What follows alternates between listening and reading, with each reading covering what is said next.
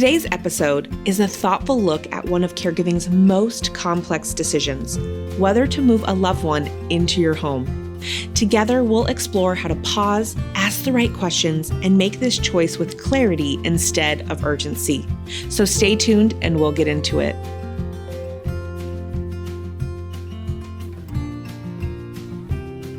Hi, Dr. Lakelyn here. Welcome to Caregiver Chats. I'm a gerontologist and caregiving advocate for Home Instead, an Honor company. I'm so glad you're taking the time to join me. These conversations are a space for learning, reflection, and support. And I invite you to subscribe to Caregiver Chats on Apple, Spotify, or wherever you get your podcasts. And don't forget, I love hearing from you. You can email me anytime at caregiverchats@homeinsteadinc.com. If you've ever found yourself thinking, maybe it's time they move in with us, you're not alone. For many caregivers, it feels like a natural next step, but it's also a decision that carries emotional, relational, and practical weight. And sometimes families jump in before they've had time to fully consider the impact. I'm excited to be joined today by Jennifer FitzPatrick, a licensed clinical social worker, caregiving expert, and author of Cruising Through Caregiving. Jennifer has helped countless families think through these big questions with compassion and honesty. In this conversation, she shares key considerations for making the move, how guilt and expectations can cloud our judgment, and what to do if things don't go as planned. Her wisdom is a reminder that you don't have to figure all of this out alone, and that thoughtful planning can help make all the difference. So let's dive in. Welcome, Jennifer. Thank you so much for joining me today. I'm so happy you're here. I'm so excited to be here. I have been wanting to have you on the podcast for some time now because your book on caregiving and just your expertise on caregiving is so vast. And one of your chapters was about moving in together with an aging loved one. And I thought, okay, that's the topic I want to bring Jennifer in to chat about today. But before we dive too deep into our conversation, I would love for you to just share a little bit about yourself, your background, your book, so that our audience gets to know you a little bit. Sure. So I've been working in the caregiving healthcare field pretty much my whole career, 20 plus years. I have a social work degree. I'm licensed clinical social worker, former psychotherapist, working with family caregivers. And I currently do care coaching and consulting, but I work with organizations and individuals that want to create better healthcare experiences. Right now is a really tough time in healthcare. And I feel like, your podcast, Lakelyn, and any resources that caregivers can get is just so needed more than ever. It's just such a tough system to navigate. So that's one of my goals. Yeah. Obviously, I work with organizations to help them make the experience better, but I love working with family caregivers to help them get a better experience. Oh, you're right. It is so needed today more than ever. I think because so many more people are finding themselves in a role as a caregiver.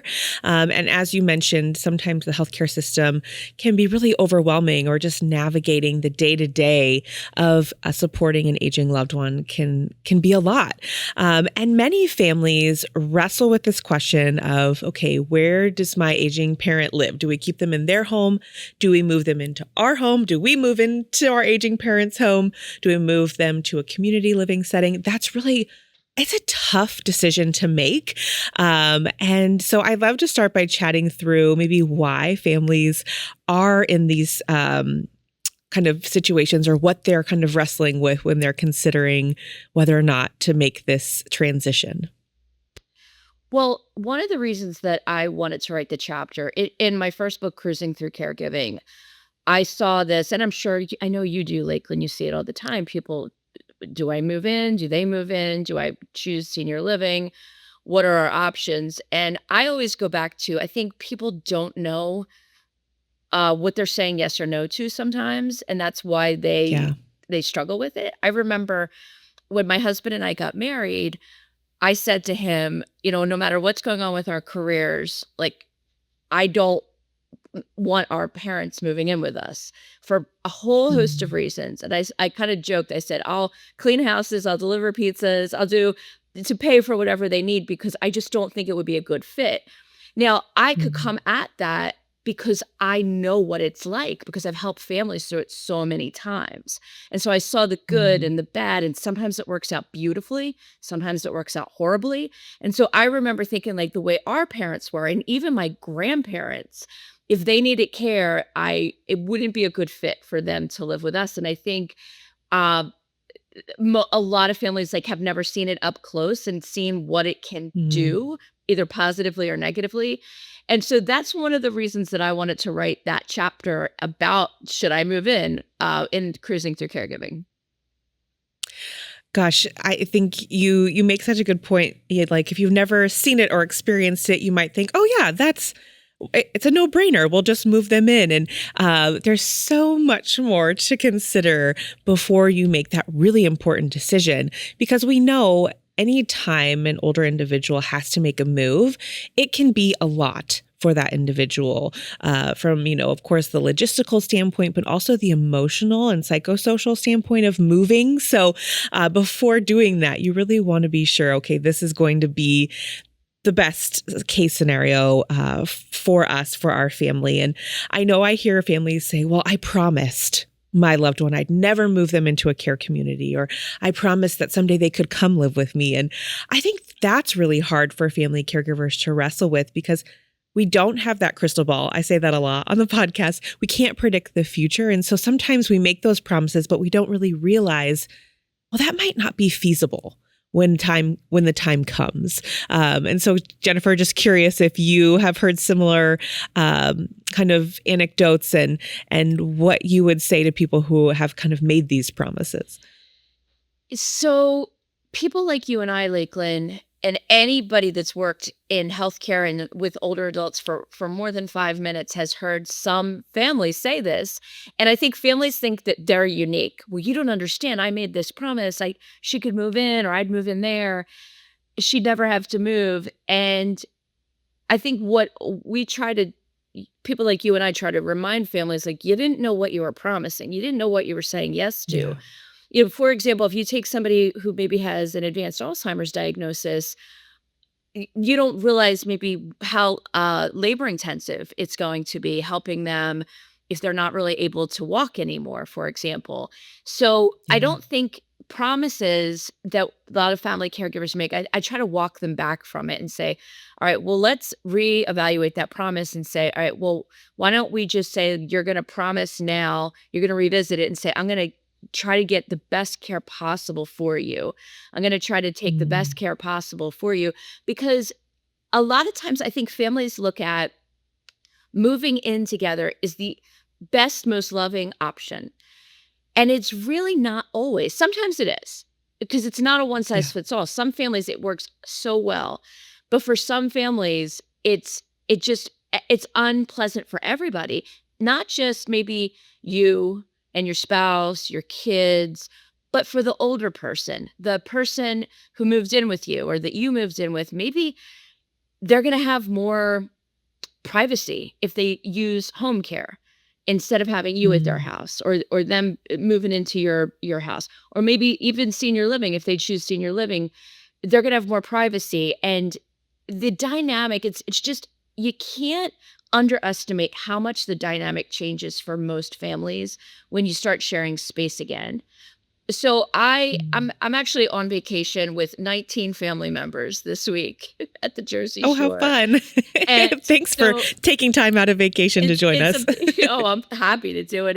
And I'll say it's nice to have a little break. I'm having a blast. Family vacations are not relaxing, they're fun. That's my perception. But Yeah. my sister and I joke that because and so in our family, like, people are coming and going. Some people are here for one night, some people are here for the whole week. But my sister and I have always joked, because we haven't lived under the same roof since we were to go to college, that we have a 48-hour rule. We start going into our older sister, younger sister. If we share space for more than 2 days, we start picking at each other.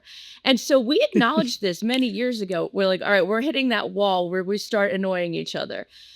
And I think for a lot of us, you haven't lived with your parents for 30, 40, 50, 60, maybe years. And so now all of a True. sudden, a lot of families, you go right back in to those dynamics. You're a teenager or you're a 12-year-old, You're looking to, are you pleasing your parent? And I think that that can be very, very tough psychologically and emotionally for families. Yeah, that's such a great point. Those dynamics can emerge, and you might not expect it. And I think you made such a good point earlier about it impacts everyone in that living situation. And so many families are that sandwich generation. So they think, okay, well, we have the kids at home. I'm raising them. We'll just move mom in, even if it adds to the chaos, or maybe the older parent will be a great influence on the younger kids. But, you do have to take into account everyone that's in that living environment and how it's going to impact the dynamic, and be conscious of potential old kind of habits or personality traits that might come about and arise, and really think those through. And I like how you said earlier, so many people think that they're doing it out of love. And that's so true for so many, but sometimes the most loving thing you can do maybe isn't moving in.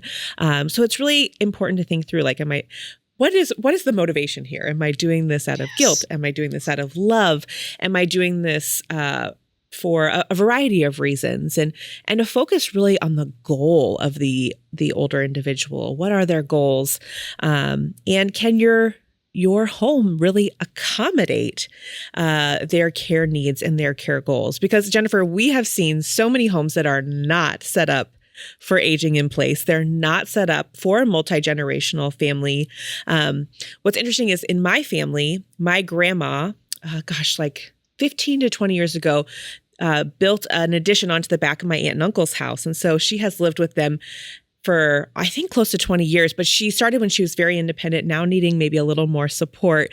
So their home is actually physically set up for this kind of co-living environment, but not many homes are set up. And so what are some things maybe to think through in terms of the physical home environment when you're trying to make this decision?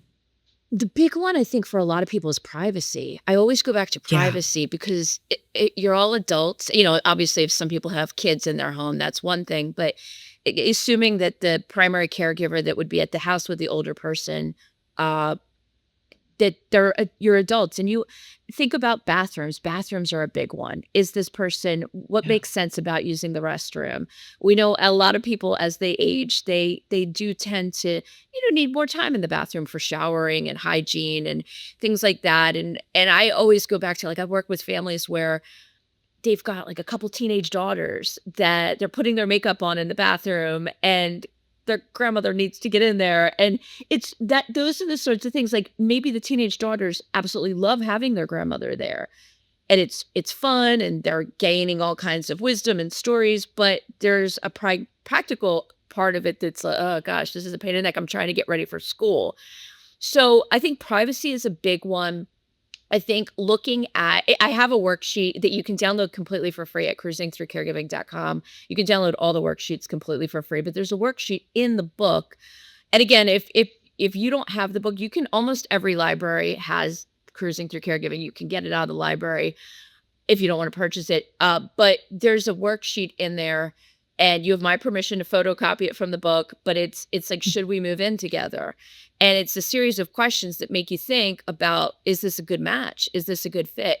Yeah. And we all have these jokes about in-laws. I think that is, you can't underestimate, it's not just you maybe going back into old habits with your loved one, but if you're married and maybe you don't have the best relationship with your in-laws, or maybe you do, but living together 24/7 is a heck of a lot different than visiting at the holidays.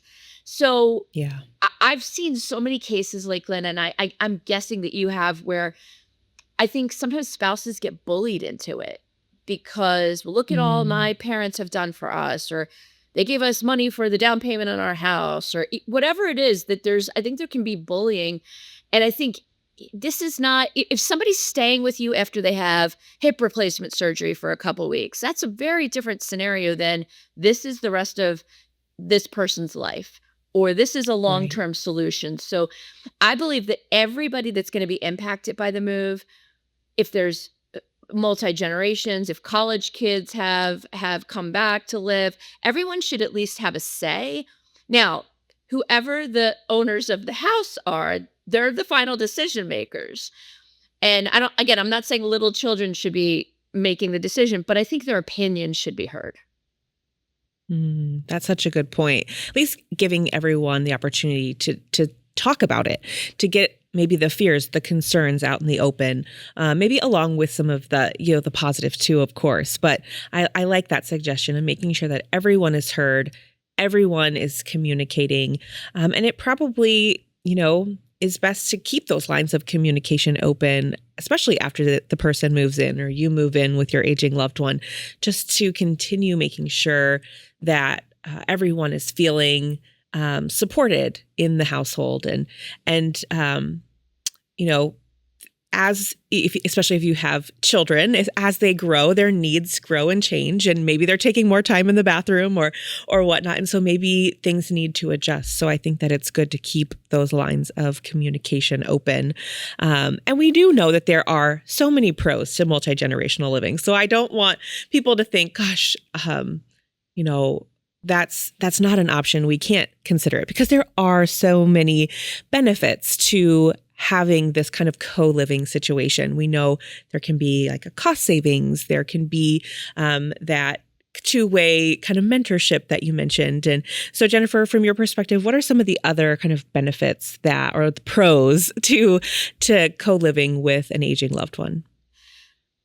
The issue of social isolation. So, and I just think about, like, really, this is the perfect time for me to be doing this podcast with you, because living in space with my 19 family members this week, you're just engaged all the time. And there's always somebody feel like going to the boardwalk, somebody feel like going to get a cup of coffee. And I think that we know that older adults are so at risk for isolation and loneliness, and that isolation and loneliness have such a tremendous impact, not just on physical health, but mental and psychological health. So it boosts those numbers for connectedness. So that's a massive benefit. I think the enhanced relationships. So one of my best friends had her grandmother when she was in elementary school and high school. Her grandmother passed when we were in college, but it was just an incredible experience for her and her siblings. And they loved that they lived with their grandmother. And now, that said, their grandmother really didn't need a lot of help until like maybe the last year of her life. But she was somebody that cooked, and she was somebody that they hung out with and they had fun with. And there was such an appreciation for the older generation. So there are lots of examples where this is just a no-brainer. It's beautiful. It works out great. But what I try to encourage families to do is really think about it. Does it make sense for everybody? And so I think the social isolation, like limiting social isolation and loneliness, is a massive benefit. But like you said, Lakelyn, about saving money, that is huge. That maybe this person can sell their house, maybe they can contribute to the expenses, maybe they're going to help with some bills. And I think that you can't be afraid to have those conversations about the financial implications, because some families, they can't afford to take on all of the financial components of having another person move into the house. And so I think that that's really very important to examine and look at and make sure everybody's comfortable. Absolutely. And to kind of define clear roles in terms of the financial situation too. I think that's always good, because it's better to have those conversations and lay it out at the forefront than to kind of get into it and try to figure it out as you go. And then maybe people's expectations are different, or people it just could create the potential for conflict, which is something we definitely want to avoid. So I love that you have that worksheet people can download. We'll make sure to include all the links in our show notes so that people can get to your website. And I think one thing that you mentioned is kind of the shared responsibilities. I think so in some situations, depending on how much care the individual needs, they might be able to contribute to things like cooking meals, or being around with the children, or if they're maybe teenagers, while the parents step away to go grocery shopping or Sure. whatnot. So there are some kind of shared responsibilities that can take place. But I think too, also another thing to think through is the boundaries of what you are and aren't willing to provide for them. And, you might even after a move still consider having professionals come in to provide some of the help.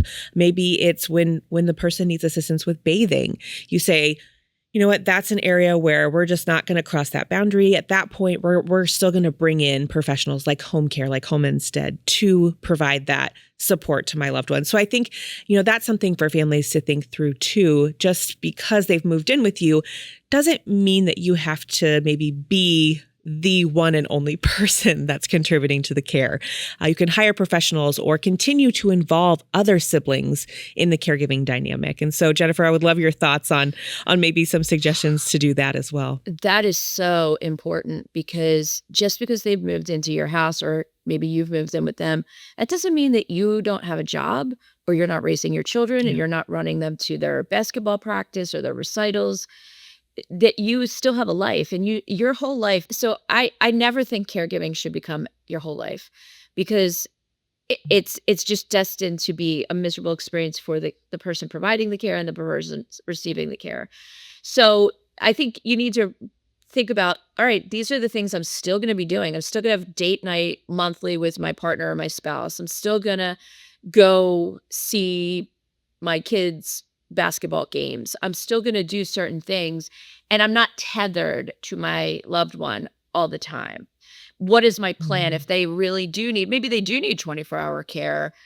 Well, maybe you're going to be home X amount of hours during the week, and the rest of the time, are you filling that in with people like Home Instead caregivers, or in your friend, family, faith community, network, neighbors?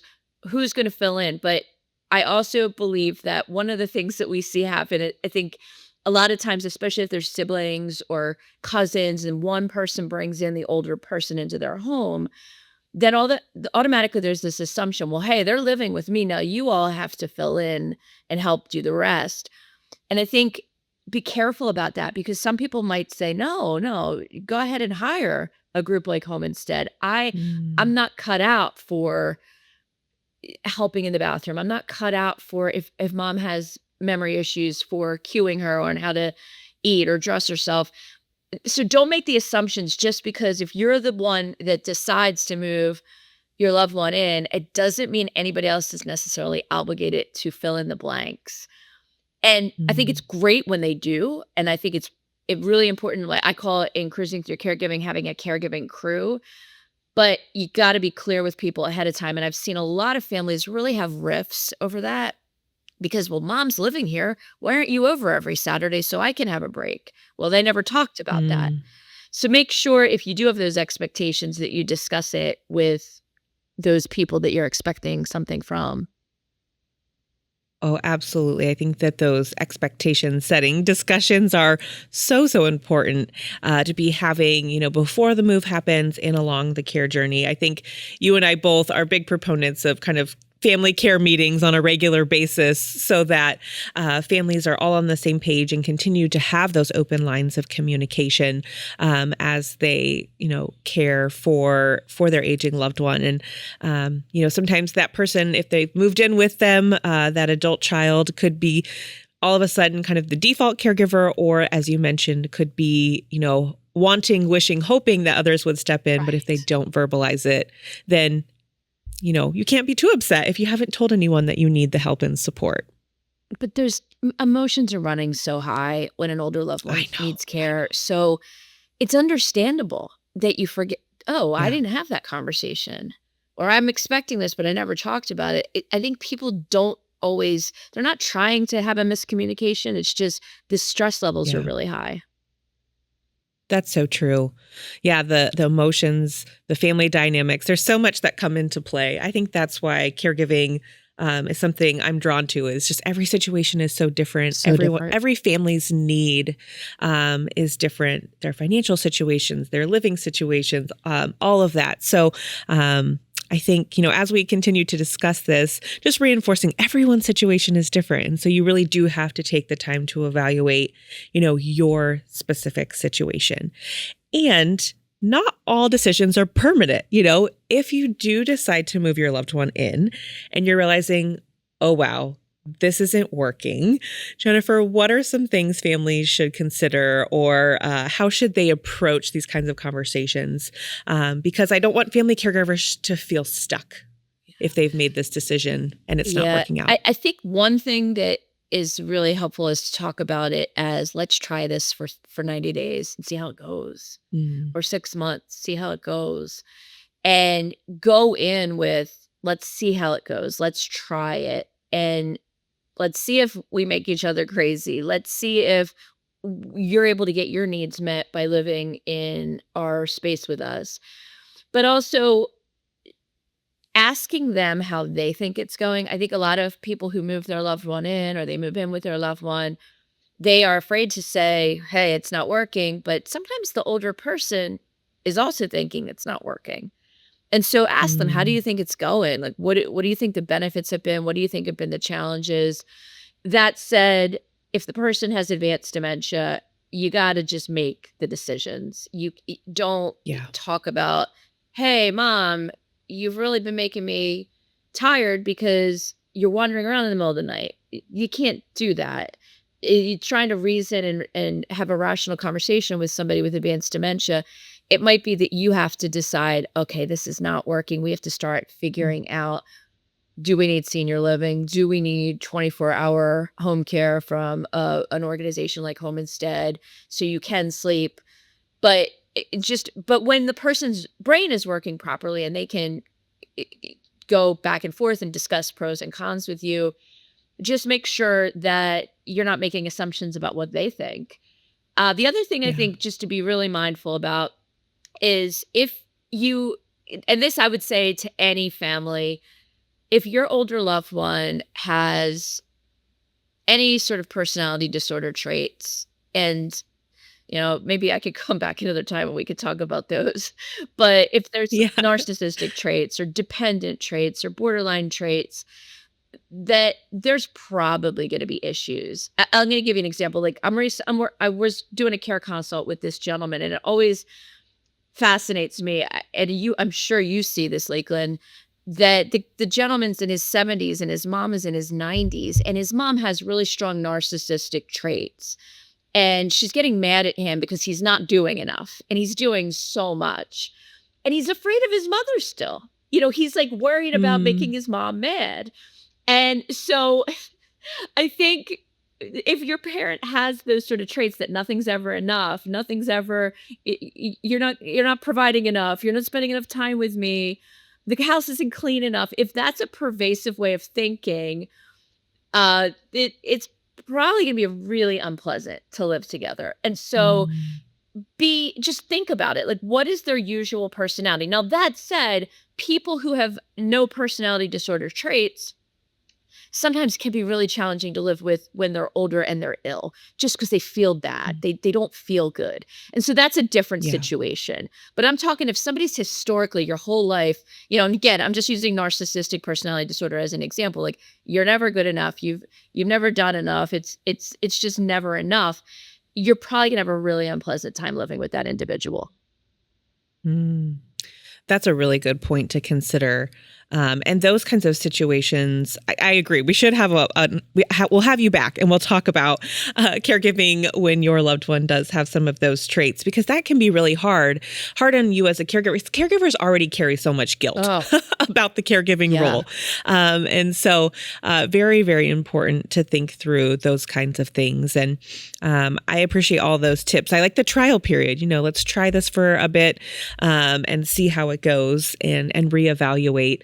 And I think too, also, try not to feel guilty looking at the alternatives and doing the research, but, involve the older person if they're able in kind of the conversation and the options, go together to look at a community as kind of a plan B in case this doesn't work out, just to have those options out on the table, and those lines of communication open, and the person, involved in the decision making. Definitely. And I think, especially if the older person owns a house or something, like, don't sell it yet. Let's wait. Maybe, get it ready potentially for selling. And all right, we're at 60 days. Things are going really well. The other thing is, if there's a change in a level of care, maybe there's a major fall, maybe there's a major health incident, and everything changes, that they really need a lot more than you're able to offer. That's another time to reevaluate and say, is this really the best thing? Yeah. But yeah, most older adults want to retain as much independence as they can. And I think for a lot of families, it works really well. It can work really well if the personalities are in sync, that you're not going to drive each other crazy, but also if you're able to, if it's a situation where you're able to meet their needs. Yeah. Yeah. I think that's so key. When those big changes happen or those big events happen, use those as conversation starters for conversation around, is this still working? Is this still the best scenario? Or how do we need to kind of be flexible or adjust or get more equipment in the home to make it safer, or those kinds of things. So yeah, it definitely opens up the door for conversation. So many good things to think about that we've covered. So many kind of pros and cons. Jennifer, any kind of closing thoughts or anything that we haven't covered yet on this topic that you want to share before we wrap up for today? Yeah. If you are somebody that feels guilty or says, I feel guilty, or I would feel guilty if I do this, or if I don't do this, I want you to ask yourself, do you deserve it? Do you deserve to feel guilty? Now, if you have a parent with Alzheimer's and you leave them out in the street to fend for themselves, that's something you should feel guilty about. But choosing to take time for yourself and bringing in help from a group like Home Instead, because you want to take time to go out to dinner with your spouse, that's not something you should feel guilty about. Deciding that you're going to have mom, she lives with you, she's going to stay with your sister for a week because you're going to go on a vacation with your kids, that's not something you should feel guilty about. So really, and I think you should reality test that with a professional, whether it's a psychotherapist, whether it's your home care agency that you're working with, a care manager, in your support group. If you go to a support group, talking to them, I feel guilty about this. So much of family caregiving is misplaced guilt for items that you have no business feeling guilty about. Most of the time, family caregivers are doing more for their loved one than anybody could ever possibly expect from them. And so challenge if you say you feel guilty. Challenge that. I like that advice, Jennifer. And you're right. I think that's probably one of the number one things that caregivers say is the guilt that I feel or felt. And so I like that you're challenging caregivers to think about, that word guilt, and are you really, valid in that feeling of guilt, because likely you're doing the best you can and you are making sure your loved one is safe and well cared for, and you're just trying to take a little time for yourself or create a little space for yourself. And I think that's necessary so that you don't reach a burnout phase, or so that you can continue caregiving for your loved one. And so, Jennifer, I just want to say thank you again so much for joining me. We'll again include all the links to Jennifer's website and her book in our show notes. Her book, Cruising Through Caregiving, covers so many great topics. So yes, Jennifer, we'll have to have you back again for another chat on another really important caregiving topic. And I just want to say thank you for all you do to support family caregivers and people that work in the aging space. And thank you. You do so much. So it's an honor to work with you and know you. So thank you. Oh, the pleasure is all mine. We'll see you again soon. I'm thankful to Jennifer FitzPatrick for helping us unpack this big decision with such honesty and care. Her guidance reminds us that moving a loved one into your home is not just a logistical choice, it's an emotional and relational one that deserves thoughtful consideration. To all of our caregivers listening, you are not alone in facing these decisions. Whether you're weighing the options or are already navigating a shared living situation, I hope this conversation offered clarity, compassion, and practical tools to help you move forward with confidence.